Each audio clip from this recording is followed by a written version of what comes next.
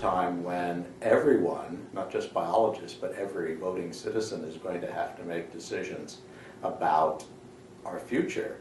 Those decisions will be made wisely only if we have a well-educated population. And so there's a real, I think, societal need for better education in the life sciences as well as the other sciences. It's really time to rethink or reimagine, reconceptualize a biology textbook. In other words, it is not enough to just sort of tweak existing books here or change one little, or make one little change there. Instead, we really need to build it from scratch, build it from the ground up.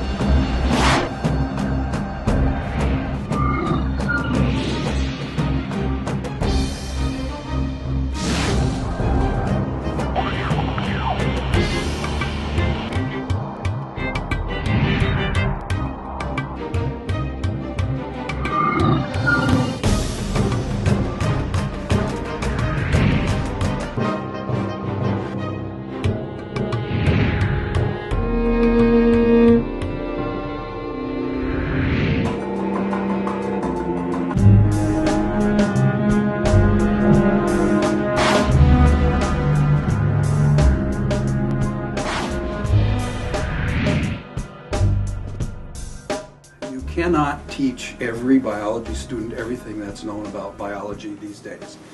The last time you could do that, I think, was probably around 1950.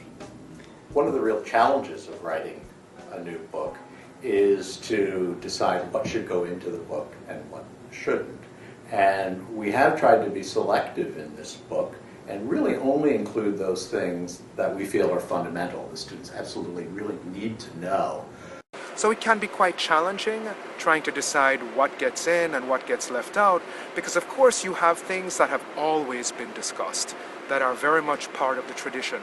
But you really have to step back from that, look at it, and essentially assess each concept and ask, well, first of all, historically, does it carry enough weight for it to still be included?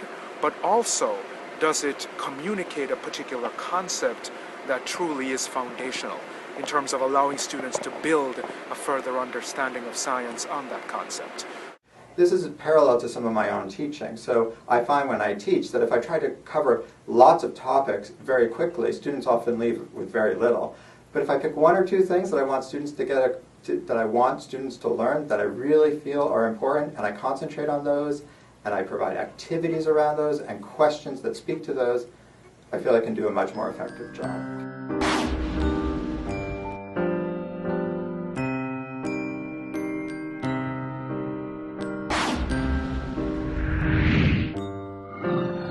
We know that students go to the internet to find information, therefore a biology book can't just simply be a reference book. It should do more like what a teacher does, which is to connect information and to make it relevant to students. So many students think of a textbook as a series of unrelated sections of a series of unrelated chapters. And we've made every effort to integrate the principles of biology and the levels of biology in every way we could.